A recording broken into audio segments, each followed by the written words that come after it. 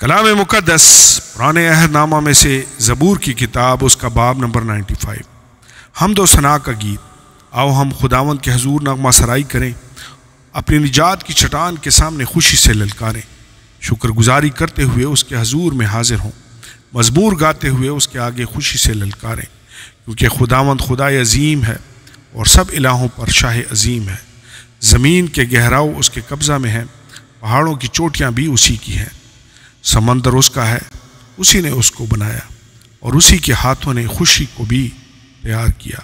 آؤ ہم جھکیں اور سجدہ کریں اور اپنے خالق خداوند کے حضور گھٹنے ٹیکیں، کیونکہ وہ ہمارا خدا ہے اور ہم اس کی چراگاہ کے لوگ اور اس کے ہاتھ کی بھیڑیں ہیں۔